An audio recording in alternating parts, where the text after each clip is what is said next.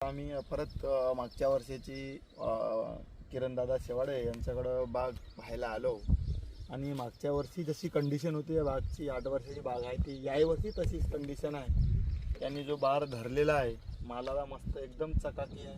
भरपूर असे फळं या झाडाला आहे आणि नियोजन खरंच यांनी मस्त नियोजन आहे. आपण पण यांच्याकडनं काहीतरी शिकण्यासारखं आहे आणि मी तर म्हणतो यांच्या मार्गदर्शनाखाली जी बाग आहे ती अशी एकदम मस्त आणि फळांनी कमीत कमी या झाडाला मला वाटते की आता म्हणजे मोजू शकणार नाही एवढे फळ या झाडाला आहेत. आणि ही बाग असं, आणि दुसरी गोष्ट जो आहे आपला ऑर्गॅनिकमध्ये हे पेरू असं एक पीक आहे तुम्ही की याला जास्त हायफाय औषध लागत नाही. ऑर्गॅनिक आपल्याला 100% आपण याला करू शकतो.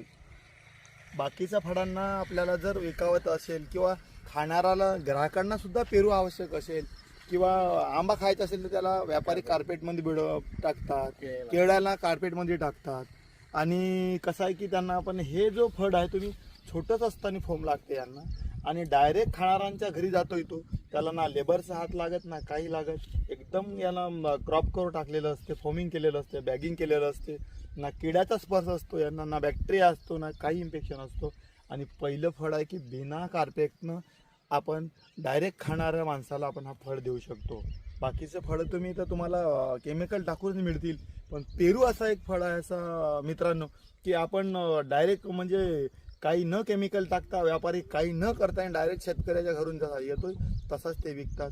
म्हणून हे फळ खायला पण एकदम चविष्ट आहे. कुठलीच अडचण नाही यायला. तुम्ही 10 जरी पेरू खाल्ले तरीही याला काहीही वाटत नाही, खाऊ शकत नाही पण काहीही वाटत नाही.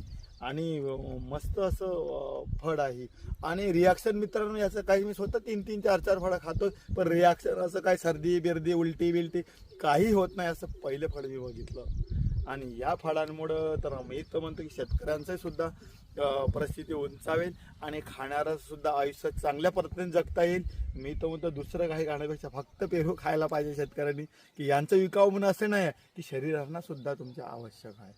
माझ्याकडं डायरेक्ट ज्याची जर एखादी प्रकृती बरोबर नसली तरी तो म्हणतो की महाराज तुमच्याकडं जांब असेल तर मला एक द्या. घरी जसे डॉक्टरकडे पेशंट लागतात तसे माझ्याकडं घरी लोक येतात आणि खरंच मी त्यांच्याकडनं मागतो की तुला काल कसं वाटून राहिलं आणि आज कसं वाटून राहिलं. तुम्ही सत्य परिस्थिती जर पाहायची मोबाईल न बघताना आपली बाग नागपूर जिल्ह्यामध्ये कुही तालुक्यामध्ये अगदी एकदम कुहीपासून 6 किलोमीटरवर आहे. तुम्ही कधीही या फळं खायला मिळतील, चव खायला मिळेल. आणि तुम्ही फक्त येऊन बघा आणि यूट्यूबवर न बघताना तुम्ही फक्त बागेत येऊन बघा. आम्ही या किरणदादाकडे आलो